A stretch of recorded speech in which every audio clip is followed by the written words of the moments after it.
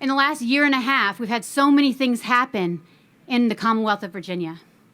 Many things you might have forgotten about. I know the headlines right now dominate certain subjects, but things you might have forgotten about, like how there were groups that chose to put, children's coffins on the tops of cars and drive them through streets in Prince William County, or how there were ransomware used in Fairfax, or other challenges that we've seen across the Commonwealth where SROs have been removed out of Arlington and Alexandria public schools. The challenges in our schools didn't just start today. They've been growing. And each and every one of you are here because you've made it a priority to be here, a priority to fight for our schools and to fight for our children. Thank you. Tonight is about coming together to demand excellence in our schools, to make sure that our students have the best possible chance for a future. Whether it's accelerated math, whether it's the future of their diplomas, whether it's making sure there's jobs for them for their future. They're worth fighting for. I'm excited about our guest speakers we have tonight. Many of you wondered who these speakers are going to be. Many of you have asked me incessantly if I'll just tell you the secret. A few of you more than others. And you know who you are. I'm not looking at you or anything, Mr. Higgins. I'm just kidding. But our guest speakers tonight are famous in our small town. And they're famous for a reason. Because they spoke truth to power and they stood up for the vulnerable. And you're going to see exactly who these people are. And you've seen them fight for your children. Whether they fought in Fairfax, whether they fought in Loudoun, or whether they fought for the entire Commonwealth. You might recognize these faces. But I can tell you that earlier this year, while I watched one of the most horrific school board meetings of my existence, where a father of a special needs son was told that his special need child didn't wait a minute for him to be able to speak for his nonverbal child, where I watched children be buzzed as if they were an air ball at a Wizards game, like they didn't matter. School board members who couldn't be bothered to even get off their phones long enough to look up and care. And then a very impassioned father asked them to figure it out. I don't know if you're aware or not, but now everybody in this great country knows exactly where Loudoun County, Virginia is, and I'm darn proud of that.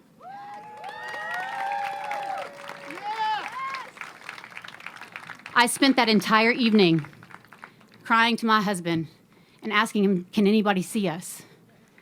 Does anybody hear the cries of the Commonwealth and watch exactly what's happening to us here? Because it's not just here. It's all across our Commonwealth. We're not unique in this perspective. But can anybody see us, and does anybody care? Surprisingly enough, a lot of folks cared. And by the next several days, Loudoun County got put on the map. And for a lot of the right reasons. To make sure our schools opened in the fight for 5 days. To make sure that we have accountability of leadership. And part of that accountability starts from the governor's mansion.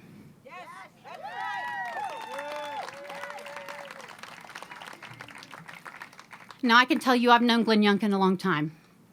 And he stood with me and fought with me for our schools. Those green shirts you see with the figure it out, you don't see a giant Youngkin logo on the front. But he made sure that Brandon Michon had everything that he needed to make sure that he was able to galvanize and make sure those parents had what they needed. Not for himself, but for the Commonwealth. He's going to make sure that our students have what they need. We deserve someone who will fight for our families.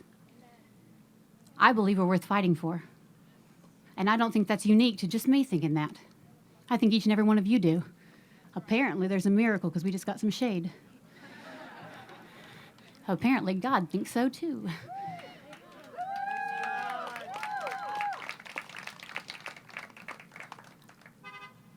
But today, your speakers are going to tell you exactly why they believe that we're worth fighting for. So without further ado, I think you might recognize this individual that's coming up here next. His name is Ian Pryor.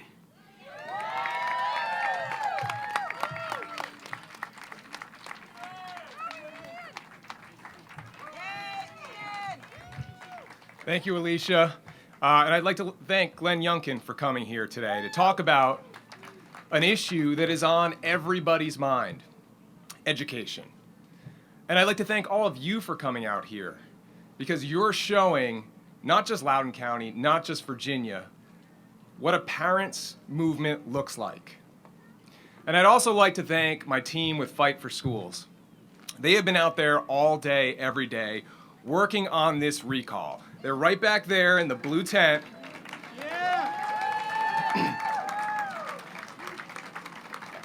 And they are the engine that is driving our organization forward. So if you're in Loudoun County and you haven't signed the recall petition, go back there to the blue tent. If you're in Fairfax County, you can go back there to the white tent. Now, I echo what Alicia said about coming to Loudoun County. I came to Loudoun County 3 years ago from Alexandria, and one of the things that led us here was the reputation of Loudoun County Public Schools as one of the best school systems in the country. But what we have found here is a drift away from excellence in education, a drift away from meritocracy, and a new mission where all students must finish in the same place. And we also found a school board that shows contempt and hostility to open meetings laws, to the First Amendment, to their own code of conduct. They mock parents, they ignore parents, they even have text messages where they declare war on parents. And they don't listen to anybody or cater to anybody except the special interests and the high-paid, taxpayer-funded consultants that are basically running our schools right now. And so that is why we are recalling this school board, because of their unwillingness to follow the laws that bind them and that require them to engage in transparency and accountability to their constituency. Now, unfortunately, these things have started to bleed into the classroom. We've seen teacher trainings where educators are instructed to look at children as part of an identity group, not as individuals with their own special talents, skills, goals, and hopes. We've seen controversial and divisive social issues and philosophies on how to look at the world as early as kindergarten. We've seen age-inappropriate materials through their Chromebooks, through the books they've been assigned in class. And now we have a generation of students that are afraid to speak up in class about their beliefs. They don't want to get a bad grade. They don't want to get canceled. They don't want to be put on this anonymous reporting tool for wrongthink. And that is not how you educate children of any age. Diversity of thought is so crucial. It allows for critical thinking and for our children to develop into future leaders.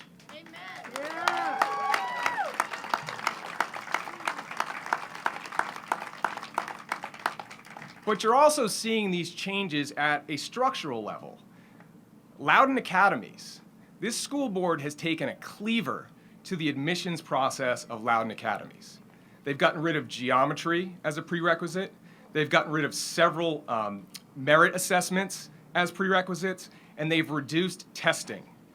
And that sends a very clear message to the community, and especially to our growing immigrant community that makes up a very large portion of Loudoun Academies. And that is hard work, studying, practice are no longer the priorities of Loudoun County Public Schools. But unfortunately, it does not just end here in Loudoun County. It comes from Richmond. And you've seen it. They want to eliminate advanced math courses before 11th grade. They want to eliminate advanced diplomas. And they say this because of, quote, the inequities of math and the traditional biases associated with excellence in math. Well, they're going to have to work on that messaging, because we did a poll in Fairfax and Loudoun County 2 weeks ago. And the one thing that we found where everybody agreed, Republicans, Democrats, independents, is they are opposed to those measures. That's right. Hear, hear.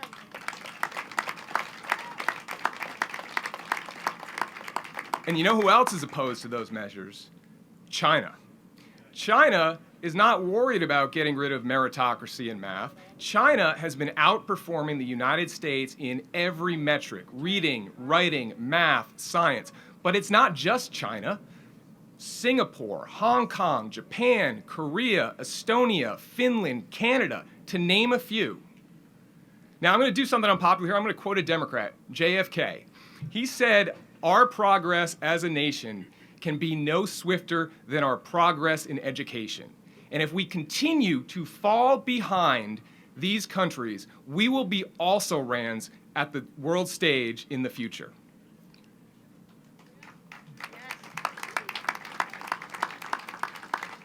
Now, I want to say a brief word about history, because I keep seeing all these arguments that if you're opposed to, Virginia or Loudoun County's push towards equity or critical race theory, that you don't want accurate history taught. Nothing could be further from the truth. The histories of the United States and Virginia are complex, as are all histories. There is no utopian society out there where everywhere has been a perfect step all the time. They don't exist, they won't exist. And yes, it is very important that we look at the mistakes we have made in our history. The whats, the whens, especially the whys and the hows, so we do not repeat them. But we cannot solely judge our history through this negative lens. We lose all the stories of bravery, courage, character in the face of insurmountable odds from ordinary people committed to a more perfect union and valuing life, liberty, and happiness for all.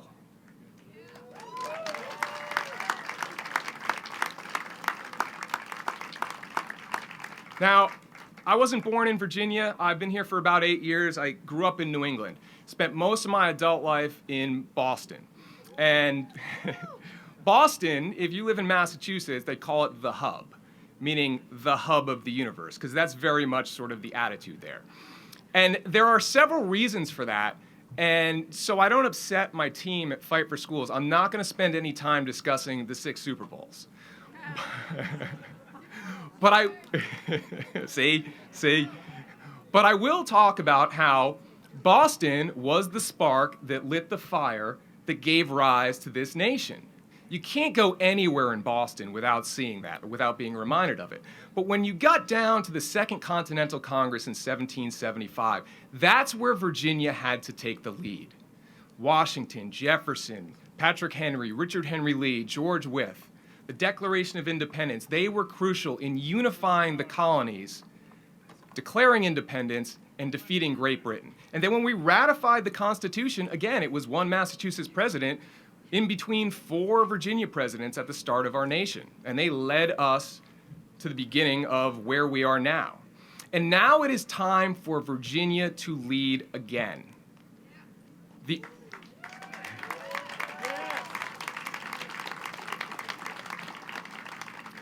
The eyes of the nation are on this state, especially when it comes to education. And we need to recommit to excellence in education, to building hardworking students that are mentally tough, competitive, compassionate, and committed to achieving the best that their skills will allow them to achieve. And it is up to us as parents, it is up to teachers, and it is up to the school system to get that done. We cannot wait for leadership. Now is the time. Carpe diem, we need to seize the day before it's too late. Thank you.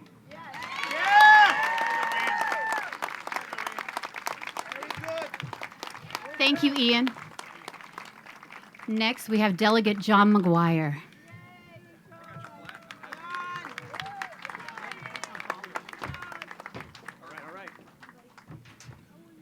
Loudoun County, I couldn't be more proud of you and Alicia and everyone else for standing up and being an example and for pushing back for not only Virginia, but our nation. I think we would all agree our children are number one. And I just wish these radical leftists loved our children more than they hate our country. What do you guys think about critical race theory? How many of you are sick and tired of this anti-American agenda that they are spreading throughout the Commonwealth and our country? I'm telling you, our country was founded in the church, and we believe that our rights come from God, not a piece of paper, and not a man. We are very blessed to live in America. Life is tough, but it's amazing. Isn't it great we live in a country where a man or a woman can work hard, a man or a woman of any race, religion, or creed can work hard and achieve just about anything. Life is tough, but it's a miracle and it must be protected. I know something about that. I was born and raised in Virginia, and I was abandoned as a child. And by the way, my name is John McGuire, and I'm running for re-election in the Virginia House of Delegates. And by the way, I have Patrick Henry's seat. He was the voice of the revolution. I've got some big shoes to fill. I promise you I'm much better with a rifle than giving a speech, but I hope I can make you proud today. But I was abandoned as a child. I ended up in foster homes. I attended 9 different elementary schools. But I worked hard, and I became one of the youngest snipers in Navy SEAL history.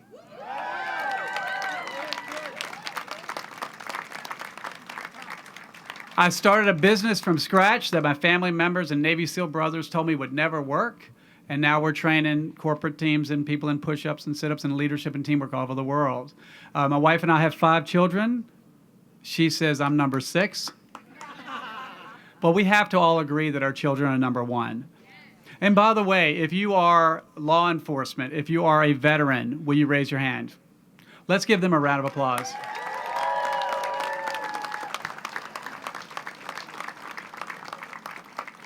You know, we wouldn't have a country without you. Thank you so much for your service. As long as we have men and women willing to lay down their life for us, we will continue to have a country. So thank you again for that. I really appreciate it. Well, I think our military brothers, our law enforcement brothers and sisters will certainly relate to what I'm about to say. In the military, we always say if somebody saved your life on the battlefield, would you care about their skin color? Would you care if they were male or female? Would you care if they were tall or short or fast or slow? I wouldn't care about their political views or even their religious views. What the great thing about the country is this is the greatest land of opportunity, again, where you can work hard and achieve just about anything. But these radical leftist policies have turned our lives upside down and inside out, especially for our children. What do you guys think about defund the police? You know, as a legislator, I put in a bill last year to put an armed police officer in every public school in Virginia. And they killed it. And I understand here in Loudoun County, they're trying to remove your SROs. Is that right? It's just unbelievable. If our children are number 1, we have to keep them safe. What do you guys think about a school board system that uses words like equity to eliminate advanced classes and advanced diplomas? What do you guys think about that?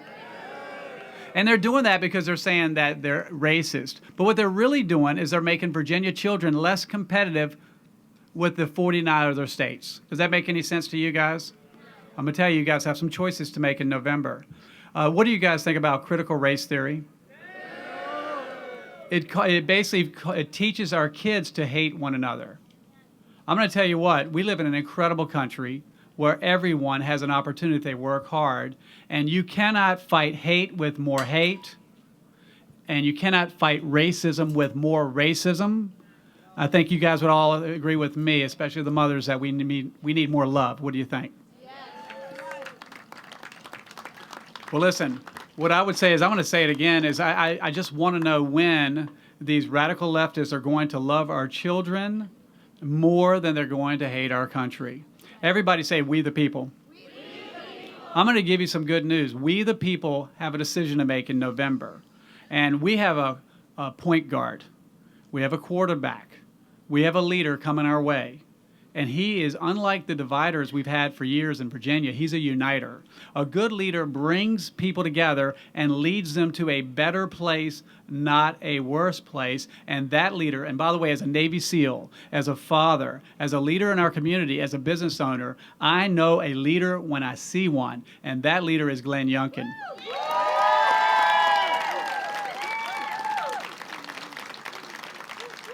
Now, I'm a constitutional conservative. And again, people ask me all the time, are you a Democrat or Republican? I tell them I'm an American. And that message is what resonates with me, and that's Glenn Youngkin. He plans to be your governor to serve all Virginians. He's going to make sure everyone, especially our children, can grow up and live, work, and raise their families in peace. He's going to make sure that they are taught how to think, not what to think. So ladies, everybody say, we the people. Here's what we need for a better future for Virginia, which we all want because our children are number one. We need you to pray for our candidates. We need you to pray for our Commonwealth. We need you to pray for our country. I need you to get outside your comfort zone. That's where we grow. So I need you to get involved and volunteer. I need you to knock doors, make phone calls, write letters, tell your neighbors, tell your golf buddies, tell your bingo club. Hey, get them out there to vote. We need all hands on deck. And we need you to chip in. Some can give a little, some can give a lot. But not me, but we, with Glenn Youngkin and Winsome Sears. Is she amazing? And by the way, just like Alicia Andrews, by the way, I'm a big Alicia Andrews fan. Just like Alicia Andrews, Winsome Sears is a Marine. And we all know you can never have enough Marines around. So, ladies and gentlemen, I love you. It is an honor to be your voice in the General Assembly. I hope you'll reelect me. I hope you'll give Glenn Youngkin a majority in the House of Delegates. And I hope we'll elect Glenn Youngkin for the governor, Winsome Sears for lieutenant governor, and Jason Miyares for attorney general. God. Thank you for an opportunity to speak. I just want to say again, I love all of you. I love our country. God bless you. God bless our Commonwealth. And God bless America. Thank you.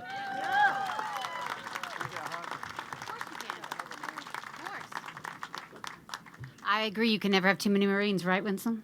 That's right. I agree. We come in a pack. We can find each other. All right, next we have a very special treat, an educator, here to talk to you a little bit about what she's experienced. Miss Julie Perry. Hey, how's everybody doing? All right, yes. So basically, I'm a teacher right here in Northern Virginia. I'm a public school teacher that's a Republican. Yes, we exist. And I'm also running for House of Delegates. I'm running because I've had a front row seat to see what's going on in these schools, and it's not good.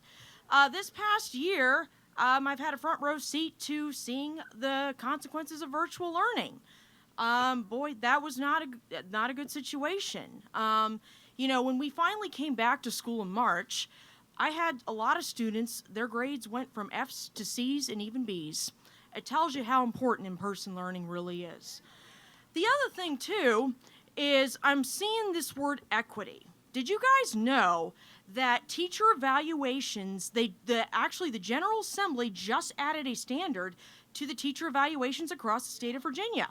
So now we are going to be evaluated on this standard called equity.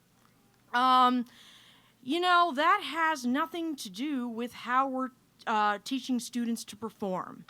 A lot of teachers are terrified of this standard, but they're terrified to speak up because it's very dangerous to say, you're a teacher and you're against this. It really is.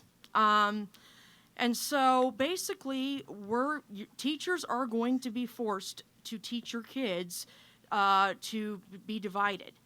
It's very uncomfortable to say to one student, you need to check your privilege, and to the other student, you're a victim.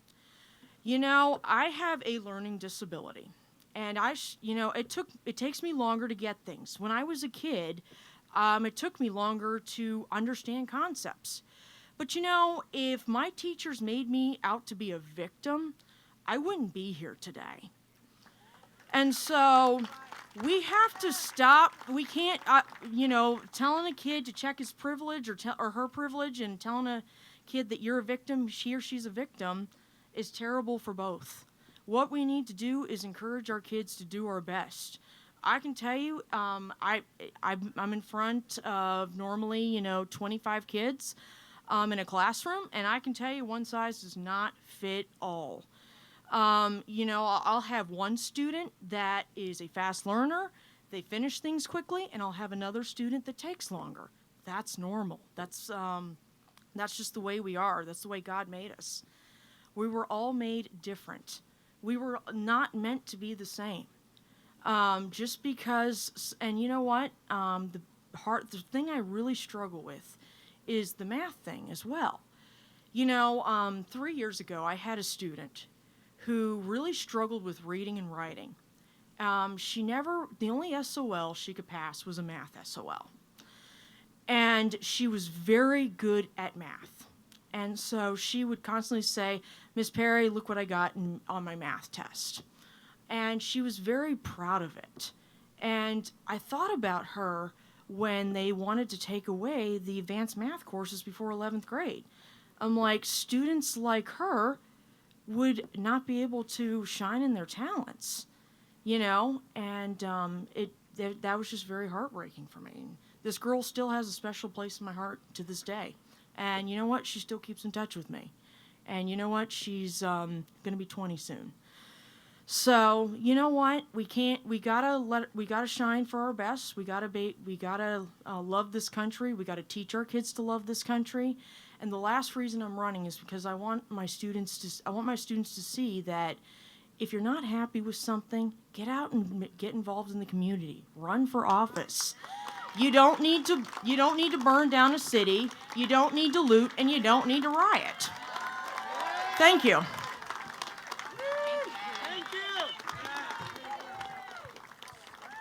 What a teacher we have in Northern Virginia, right? All right, next we have Joe Mobley. Come on up, Joe. Hey guys, it's Joe. It's me. Virginians, you guys are a beautiful bunch. Thanks so much for coming out to support the next governor of Virginia, Mr. Glenn Youngkin. And along those lines, can we just give it up for sometimes the man in the arena is a woman?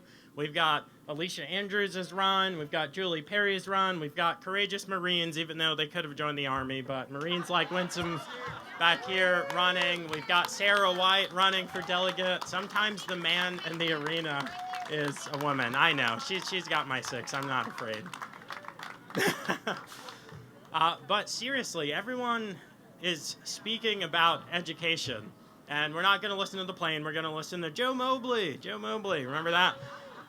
Guys, education is important, and for too long, we can't blame Democrats and we can't blame the president, whoever the president is. For too long, us, we the people, we have let things in Loudoun County and Fairfax and Arlington and Northern Virginia go nuts. In Richmond and Virginia Beach, usually controlled by one party, but we let them go nuts. We let them go crazy. These are our schools, our school boards. The Commonwealth is ours. And like Ian said, I don't believe Massachusetts led. Virginia has led this nation from the beginning, okay? James Madison, Washington, from the beginning. And here we are. It's our moment again to lead. And there are a lot of courageous people, the speakers, the people who've been speaking in this building back here, on the must-see TV that's become our school board meetings. Guys, you have to do the right thing in the ballot box, not just for Glenn, because we're all voting for Glenn, the next governor of Virginia, but for your school board races. You've got to do the right thing at the ballot box, and I'm stepping on your applause so we can get done before the rain. So but seriously, let's think about what's been done.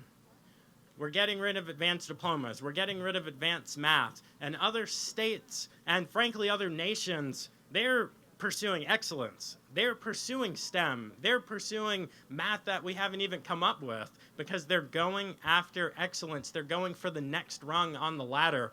And what we've done is cut the ladder in half. Literally, we've cut the ladder in half. When 88 schools fail accreditation, they change the standard, and then just one school fails accreditation. That means that the accreditation failed. That means that we failed. The 87? Sorry, I was educated in Virginia, so math. The 87 schools magically got better? Of course not. Julie told you about the students' grades.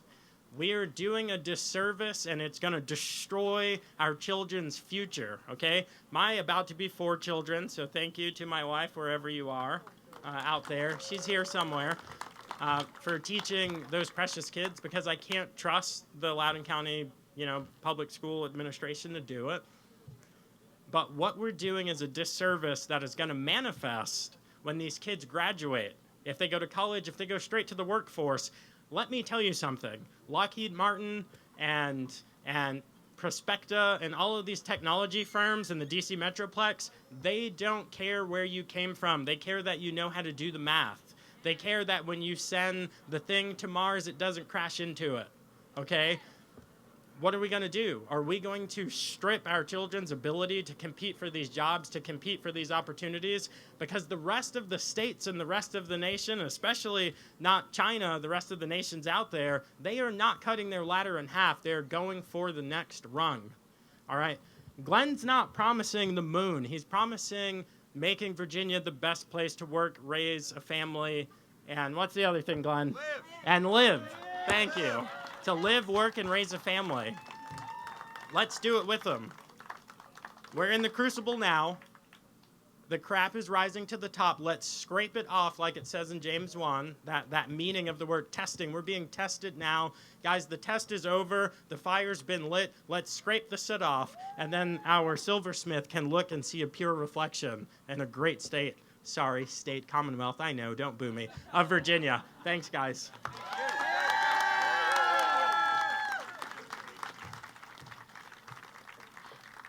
Now I'd like to welcome someone who's become a very dear friend of mine. Some of you know him by lots of different names. He's been called a little bit of everything. I like to call him the Mad Dad of Loudoun County. But most people know him as Brandon Michon. Hello, everyone. I'm here this evening because I believe that Glenn Youngkin is the person that believes in our children and values their education. Earlier this year, I spoke to the school board that meets right behind me, and I told them to figure it out and raise the freaking bar. I grew up in Loudoun County. I went to elementary school, middle school here, high school. I'm a proud graduate of Loudoun Valley High School. It used to be an honor to be educated in Virginia and Loudoun County. It used to be something that you wore with a badge of honor and differentiated you from other places. Unfortunately, that standard has deteriorated over the last few years. One of the greatest takeaways from this shutdown was the online schooling. Not the online schooling part, but the fact that the curtain got pulled back on the education in Virginia. Parents saw what was going on in the classroom and the deficiencies that were happening, and they saw what their kids were learning, and they just didn't like it. The message from current leadership has been, it's okay to be mediocre. Dumb it down. No need for higher math. No need for higher education or advanced degrees. No need to excel. We should be teaching our kids to be educators, rocket scientists, mechanics, business owners, and achieve greatness through their education, and to push to be the best. Unfortunately, the weather doesn't look like it's holding up here. So how did we get here, and what do we do from this? It's a question I've asked myself over the last 6 months. Was it purposely planned? Was it by accident? Maybe, maybe not. Was it all of our faults in some ways? I think so. We took our eye off the ball and let an easy pop fly fall. Our education system's breakdown is an example of the failed leadership and highlights the importance of state and local elected officials, and that parents need to be involved. Over the last 6 months, I've got to know Glenn Youngkin. I think he's the leader that we need for this Commonwealth. He is a parent. He is a man of integrity. He understands the value of hard work. He knows how to lead in what it takes to do so. As a governor of Virginia, he will put our children and their education first. He will not trade their futures for favors. He will bring Virginia to the back to the top of the education system. Ladies and gentlemen, I want to introduce the man who I think will figure it out for Virginia, the next governor of Virginia, Glenn Youngkin.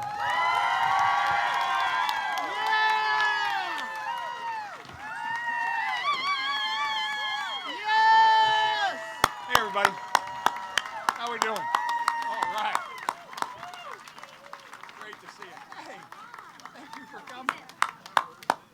everybody.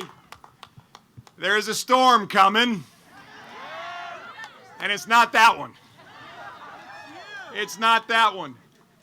Friends, I can't tell you how much I appreciate all of you being here tonight to actually talk about an incredibly important issue. But first, I do want to make a few introductions because this race is not about me, it's about us. It's about us. So first, there's a bunch of folks here that are running too that we have to elect all of them. Delegate Dave LaRock. Where's Dave?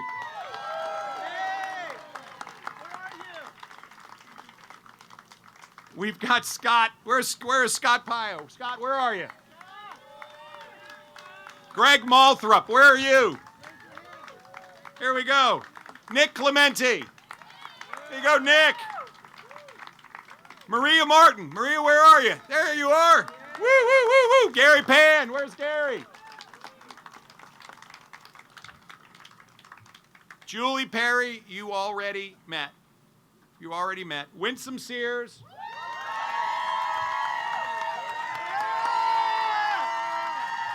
Ladies and gentlemen, the next Lieutenant Governor of Virginia.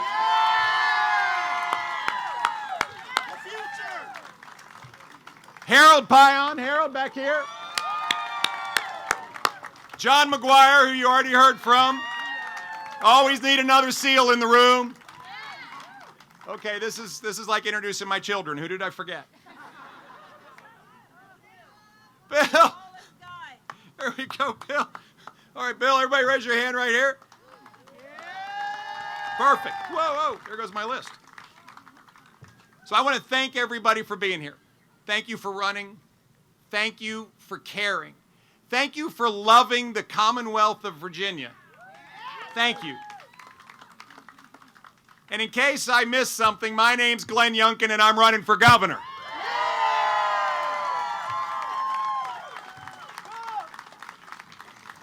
Now, this campaign is about making Virginia the best state, the best place to live and work and raise a family. And there is nothing more critical to Virginia's future than education.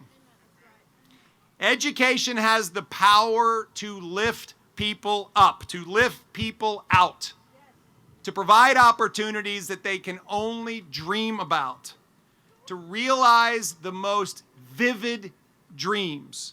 It gives every child a chance. Every child. And when I'm governor, we will all be about giving every child a chance to learn, to grow, to succeed, to believe. That's what Virginia is all about.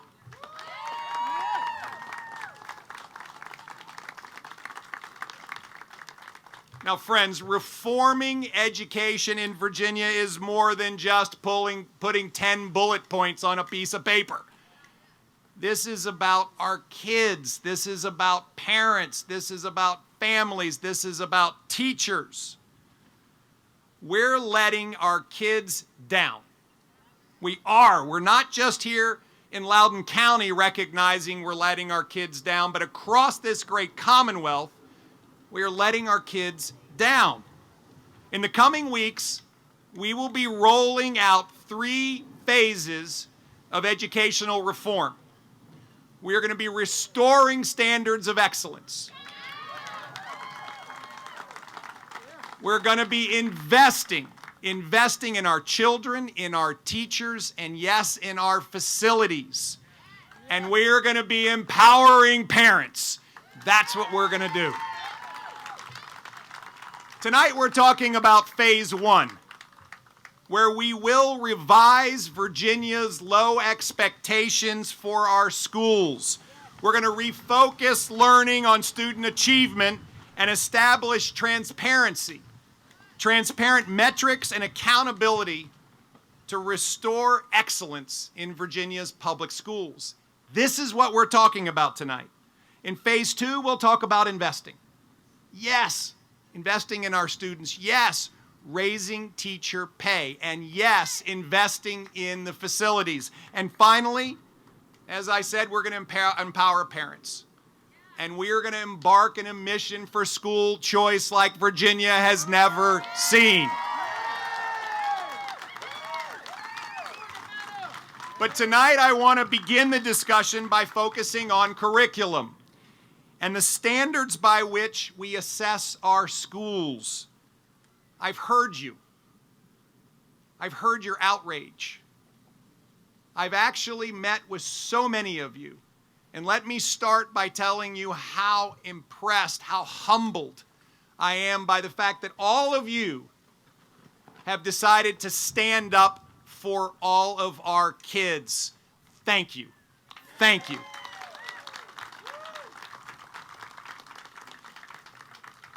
This is why we're starting with restoring standards. Loudoun County is ground zero, absolutely ground zero for the fight to return our schools to a curriculum that prepares students for the future. For the future.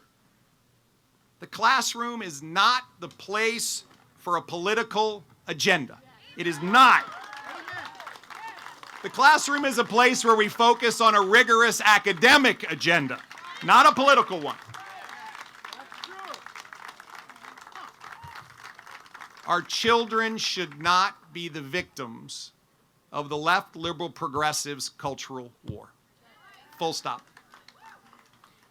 We must start teaching our children how to think, not what to think. This is at the core. I've heard your concerns about politics entering the classroom, but I've also heard your concerns about the reduction in standards. And as a result, I've heard your concerns about the reduction in achievement. Friends, education is often viewed as a local matter. It's often viewed as a local matter, but I believe and I know that a governor must set the direction, not a direction, for our education system.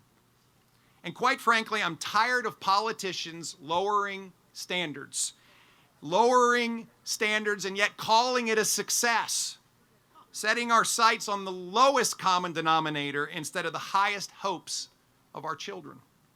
So here's a simple fact. When he was governor, Terry McAuliffe and his political appointees lowered standards, and he dragged our children's performance down with those diminished expectations.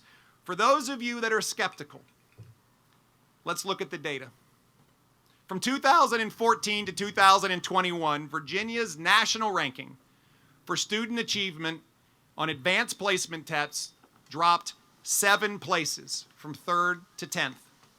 Today, the number of 4th graders who can meet national standards on reading has dropped 5 points since the start of the McAuliffe era. Error, E-R-R-O-R. By 2019, Virginia's 4th grade reading standard was ranked dead last in the nation, down 33 places from just 6 years prior. On 8th grade math, the overall failure rate is 62%. Friends, 62%. 5 out of 8 students can't meet the math standard. And the failure rate with African American students is 84%. 5 out of 6 students. Among Hispanic students, 72%. Nearly 3 out of 4 students. Shocking and unacceptable. Again, this was after the McAuliffe State Board of Education lowered the math proficiency standard. When we set lower standard, is it any surprise that we get declining results?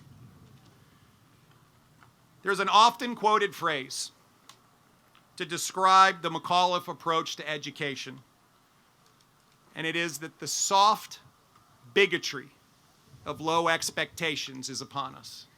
Friends, this is where we are. I often say that Terry McAuliffe believes in the policy of every child being left behind.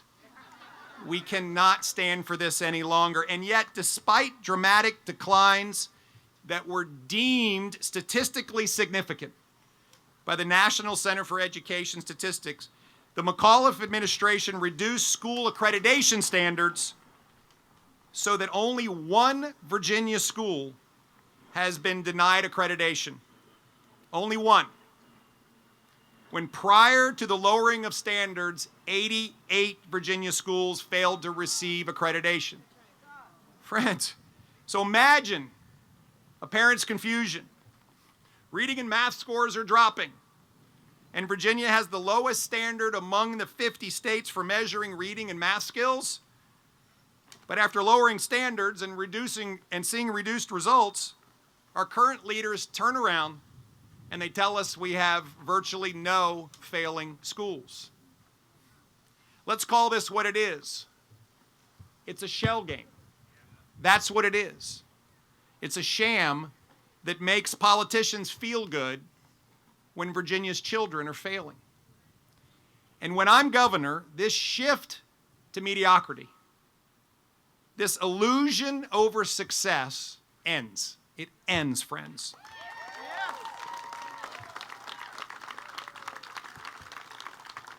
No more cooking the books. No more hiding from parents how the system fails their children. No more lowering expectations when our children should be aiming for the stars. Access to quality education is the civil rights issue of our time. And I refuse to allow our children to be sentenced to a lifetime of mediocrity.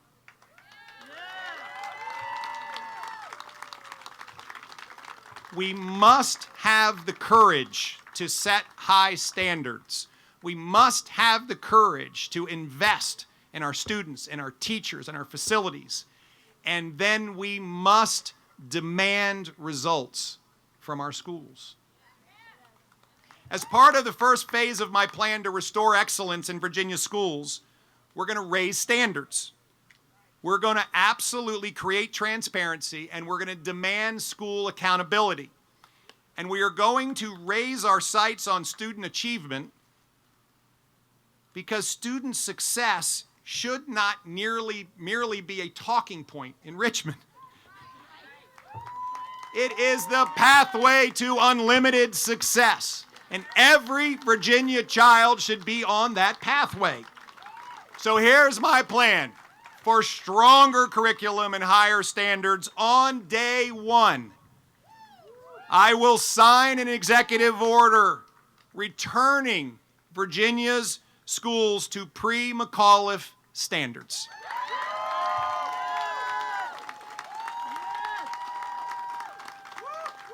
No longer will Virginia race to the bottom when it comes to expectations. We are setting high standards. Second, I will direct the Virginia Department of Education to protect advanced math classes and the use of advanced diplomas. We all know that our students need proficiency in subjects like math to be fluent in the economy of the future. Third, we will refocus on the fundamentals of reading, writing, and math. Friends, we know, research shows us that a child who can read, write, and do basic math calculations at grade level in the third grade is much more likely to exceed not just in school, but to graduate with a diploma and be prepared to run as fast as they possibly can imagine. We'll bring in a renewed focus on student proficiency in critical subjects because these are the building blocks of our children's future.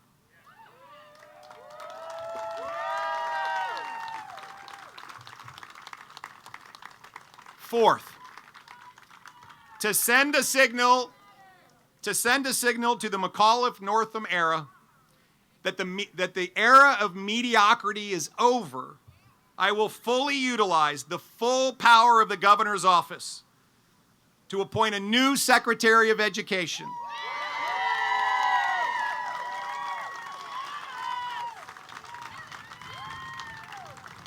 To appoint a new school superintendent.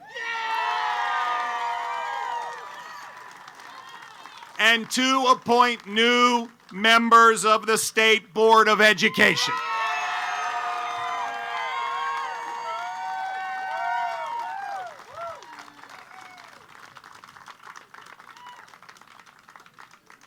I hope the state superintendent is still there when I take office so that I can escort him to the door. We will also establish a Fight the Bureaucracy Commission to make recommendations on reducing the education bureaucracy that we know exists and redirecting those dollars into the classroom. That's what we're going to do.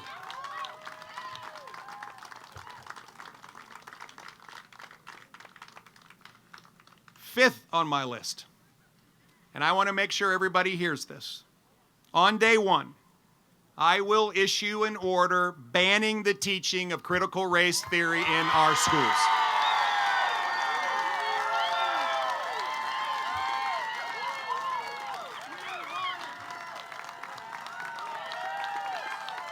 We know this.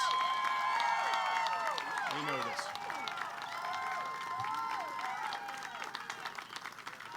We know this. Friends, we know. We need to bring the focus of our children to bringing people together, not separating them. And Virginia's future, our future, will be made better together as opposed to divided. We know this. Furthermore, we will expand the number of year-round academic governor schools like Thomas Jefferson High School for Science and Technology. We will, in fact, partner with the private sector so that funds are not diverted away from our public schools, and we'll focus on a variety of subject areas to bring a focus on excellence. So these new schools will adopt rigorous curriculum aimed at stretching our children's potential. This is what we have to do. Consistent with this philosophy, I will not let the standards be lowered for admissions into Thomas Jefferson or any other academy of excellence that we create along the way. And we will create a series of support services to help all students prepare for admission to governor schools all across Virginia. We must do this. Now let's be clear. Let's be clear. A four-year college degree is not the only path to success. It's not.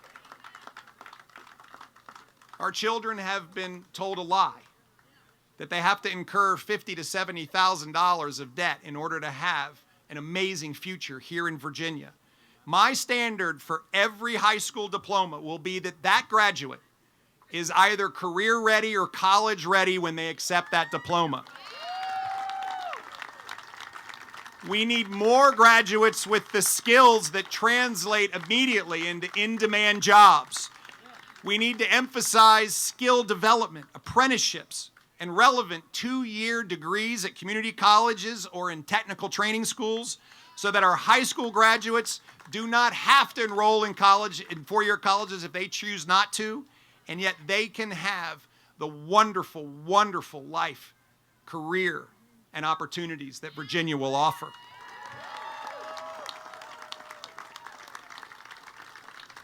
And we can't forget our many, many students with disabilities. We will make sure they have the resources to have a path to fulfill their dreams as well.